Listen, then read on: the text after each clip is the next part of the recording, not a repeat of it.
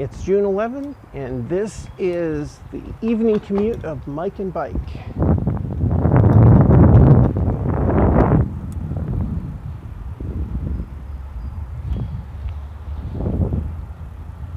It's definitely a little warmer today than yesterday.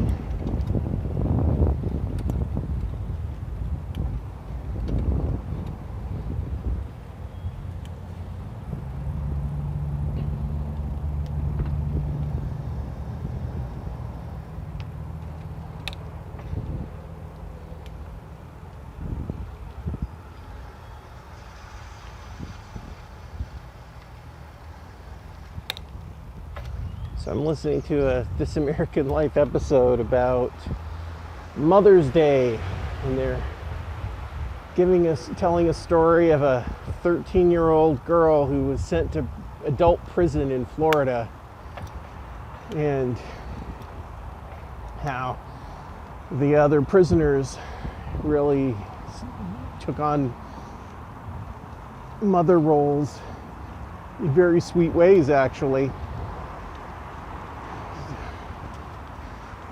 Yeah, you can always tug at the heartstrings with stories of people in prison.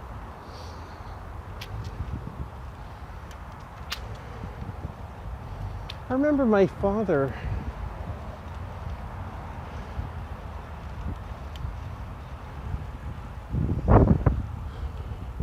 once did volunteer work with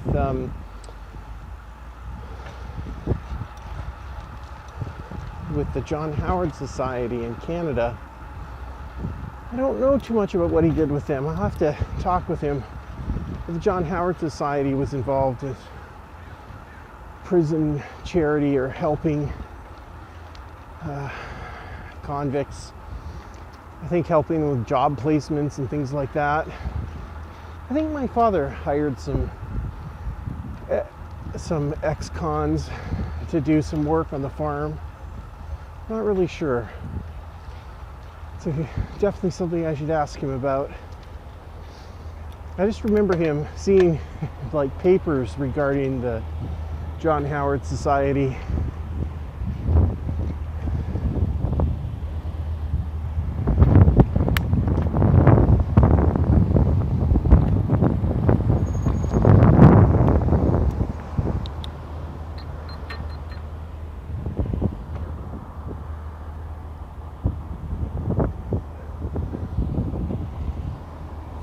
I'm currently in the middle of an episode of Silk in the British crime procedural show in the second season, and there's a court case with a man who was charged with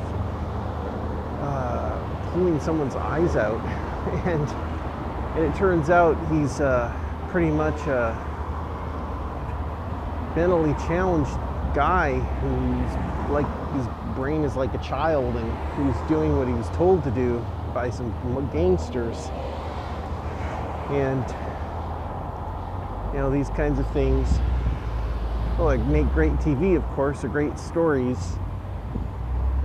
People who are being taken advantage of in very dramatic ways.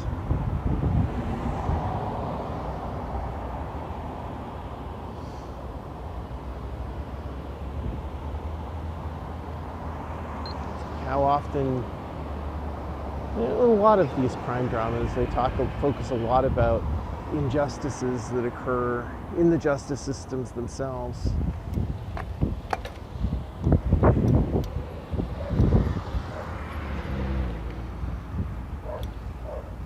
How frequently does it really happen? How often are people incorrectly prosecuted and convicted?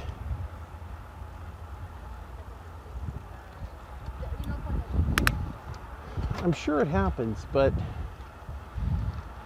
I also suspect that a large portion of the cases are the vast majority are likely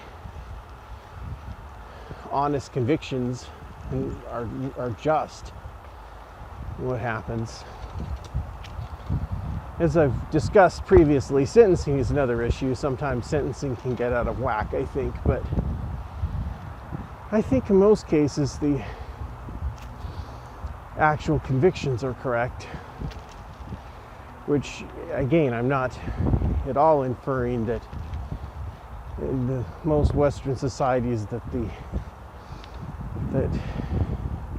wrongful convictions don't happen, because they do.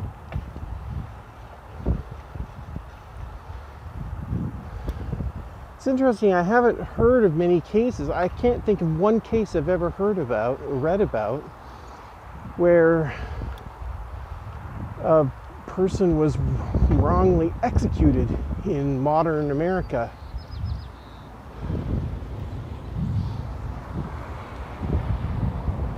I wonder, though, if we'd ever really know.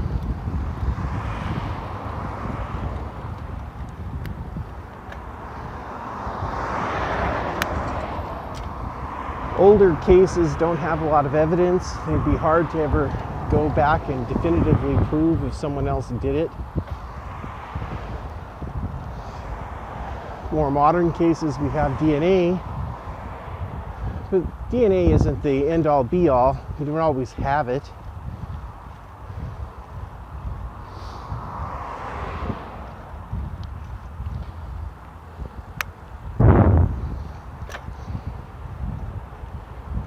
I can say this, if I was ever on a jury for a capital crime, I would find it really hard to convict on circumstantial evidence alone. It'd be really hard.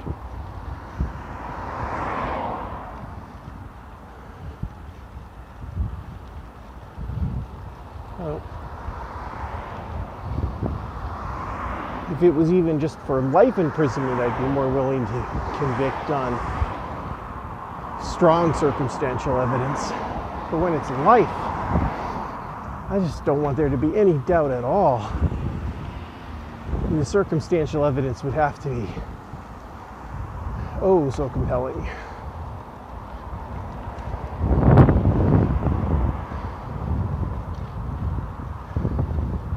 In fact, if the evidence was so strong as I would want to see to be willing to convict someone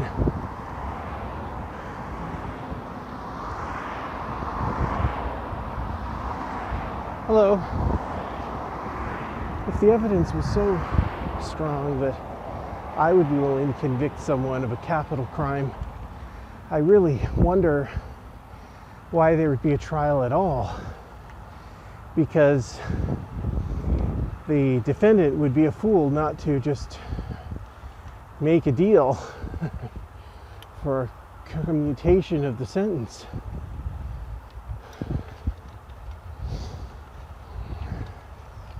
I mean, if you know that the evidence against you is unbreakable, then why on earth would you ever go to trial? It would be just insane.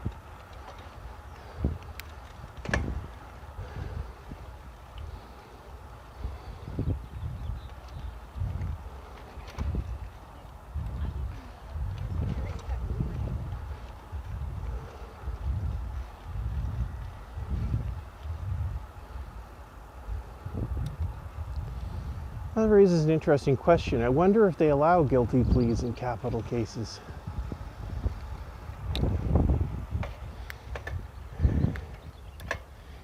Because you would think that maybe there could be almost a requirement of there having to be a test and a showing of evidence before states actually prosecute someone. I mean, would we be willing to execute someone simply on an admission of guilt if it hadn't actually been tested in a judicial process? And who knows, somebody could be falsely confessing to something. It does happen, false confessions.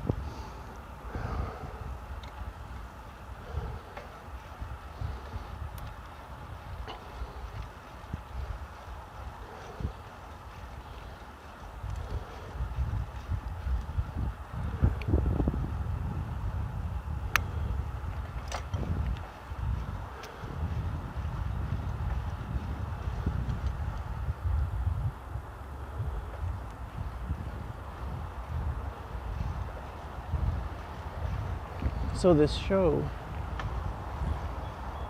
Silk, it's set in an inn, as they call in Britain.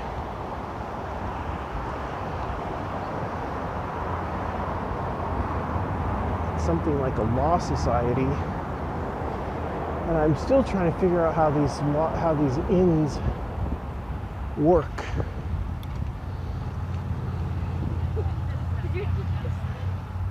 They seem to have both prosecutors and defenders, or barristers who do both prosecution and defense in the same inns. And they even seem to switch. You can have a barrister who does prosecutions who do some defense. It seems very strange.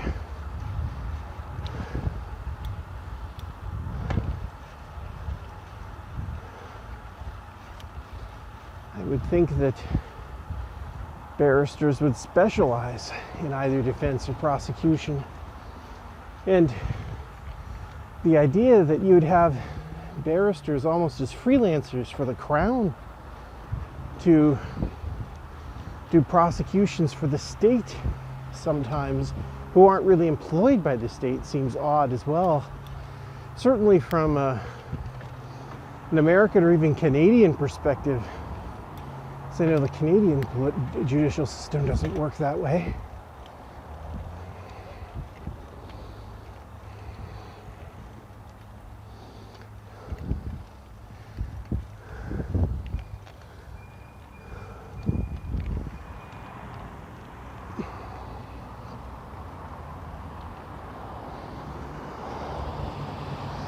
In some episodes,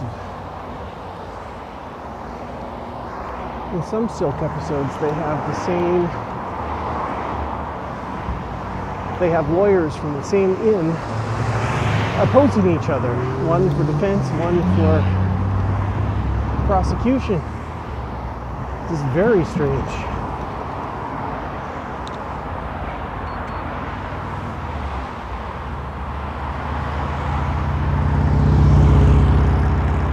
One of the plot lines in the first season was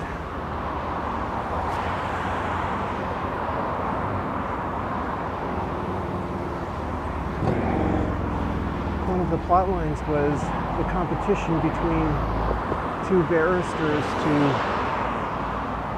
get a promotion of Silk, which is to be the designation of a Queen's Counsel or QC.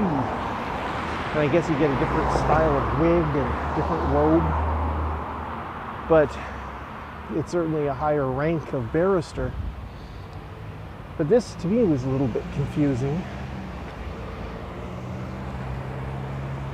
because I always thought that QC or Queen's Counsels were employed by the Crown. They were basically prosecutors or government attorneys. But at least the way they portray QCs in this show is that's just a rank of an attorney. And you could be a defense attorney and a defense barrister and still be a QC. Very confusing.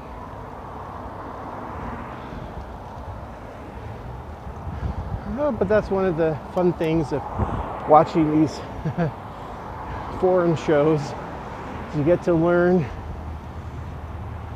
interesting details of how their systems work.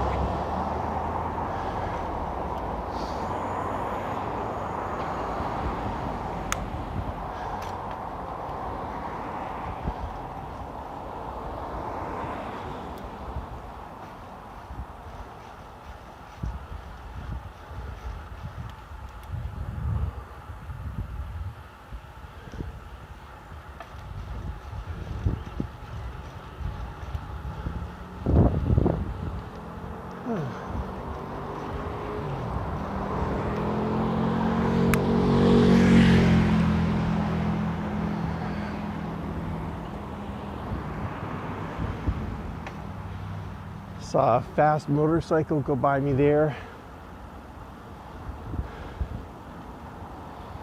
I like cycling or bicycling, but I don't think I'm going to be taking up a motorbike anytime soon.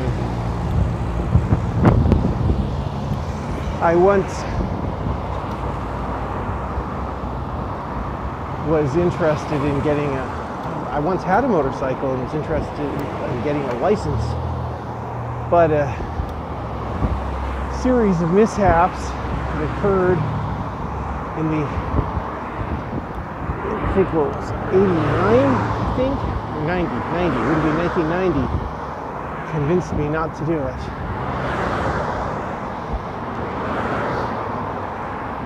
I had one of the people I'd done some computer programming for in Canada, one of my clients, in part payment, gave me an old motorcycle of his, a 1976 Honda 300cc bike. And my brother, myself, and my best friend, the three of us decided we were going to go get our motorcycle licenses. So we all went and got our learner's permits, and we practiced driving the motorcycle, and we had we scheduled appointments to go and have our final practical exam with the Department of Motor Vehicles. This was in a suburb of Vancouver, Canada. And on that day, we were going to be having our exams.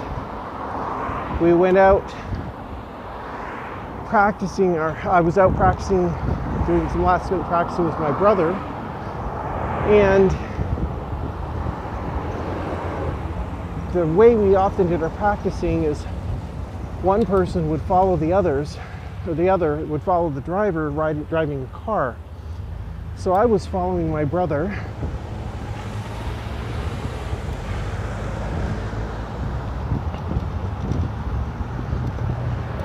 in a car while my brother drove the motorcycle up a small mountain in British Columbia. And my brother, for whatever reason, was really into riding the bike and started to gun the accelerator with the throttle and was going very fast, and so fast that I couldn't keep up with him. He was squealing the tires in the car, going around corners, and I couldn't see him anymore. And I turned one corner, and there was my brother lying in the middle of the road, just as if he decided to get up and lie down, to go lie down on the road. I stopped the car and got out, walked up closer to him, and he spoke to me and he said, "Michael, don't say a thing." So I didn't say anything. My brother kept lying on his back there. And then finally, he said, it was after a minute maybe of my waiting, he said he couldn't get up. So I took out a cell phone, one of those old, well now old, the modern Motorola brick cell phone things that I had with me, and I called an ambulance, and they came and got my brother and took him into the hospital. And I went to the hospital as well, and in the emergency room where they looked at my brother, the doctors, and they told me that they x-rayed him, and they said he looked okay.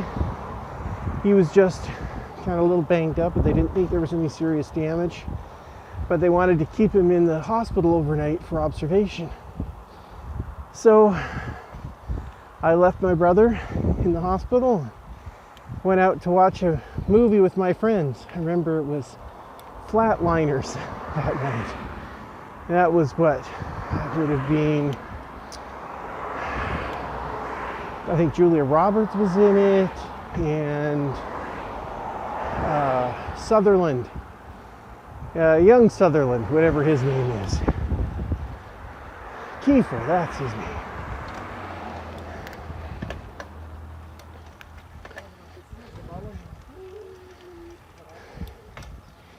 And then at about 11 o'clock or so, 11 p.m., I get home.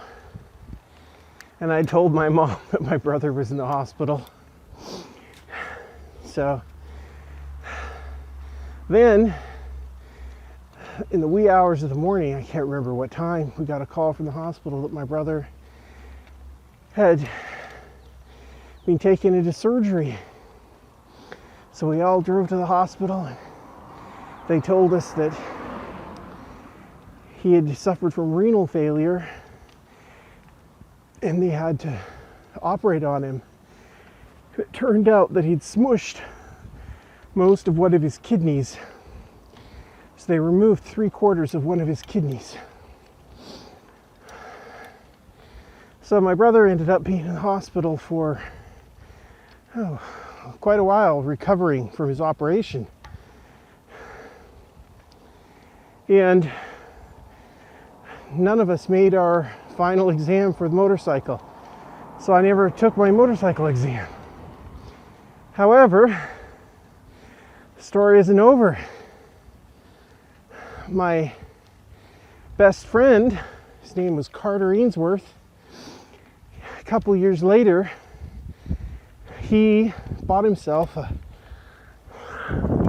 high performance motorbike, I think like a Yamaha or something, and he was driving it home and was going too fast and rode into oncoming traffic around a corner and was killed. So that wasn't too good, in fact very sad. And then unfortunately the story still isn't over. In the late 90s, about 10 years after this had all happened, my brother was living in California and he got a letter from the Canadian government telling him he should go and get his blood tested, and that they had discovered that a bunch of people who'd received a transfusion with a lot of blood that he had been given in his operation, had a number of recipients of that blood had wound up with hepatitis C. So my brother went and had his blood tested, and sure enough, he had hepatitis C. So from that accident, from that motorcycle, for the three of us, in our attempts to get our motorcycle licenses, one of us lost most of a kidney and got hepatitis C. Another one died, and I just got into bicycling. So that's the whole story. A footnote is that my brother has since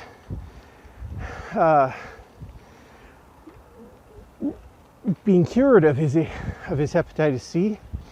I think he went on some interferon treatments, and he eventually ended up having no trace of the hepatitis C virus in his body anymore.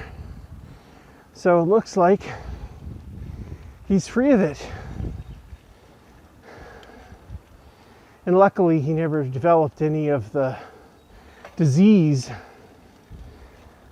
of hepatitis C. So he just had the virus.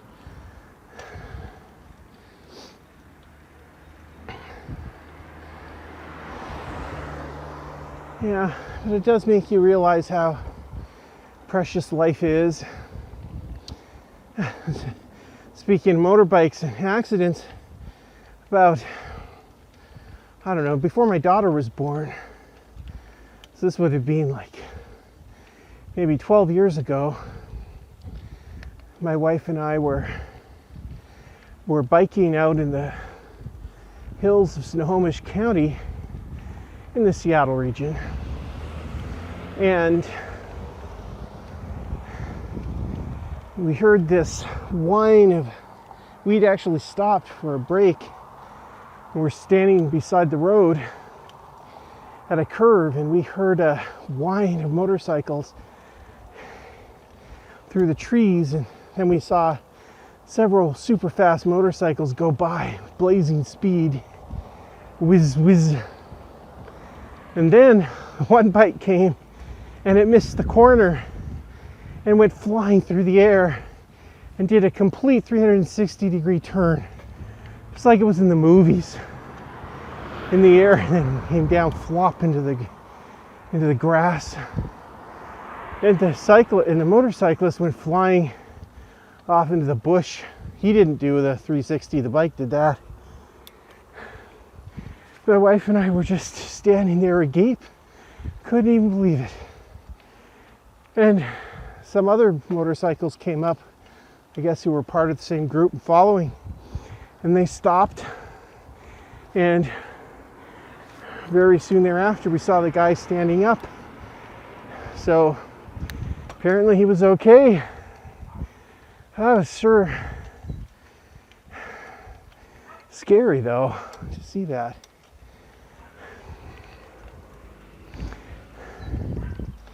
Let's put it this way. I have no desire at this point to get a motorcycle. Sure, I can get hit by cars on my bicycle, but my legs don't have the same power of these high performance engines that motorcycles have that can get me into even more trouble.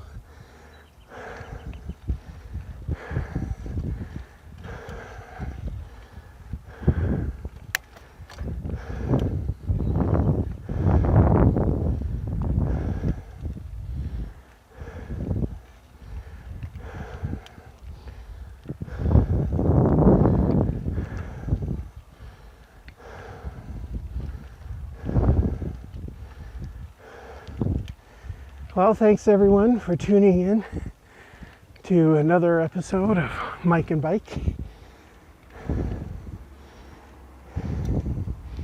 And we'll be back again tomorrow.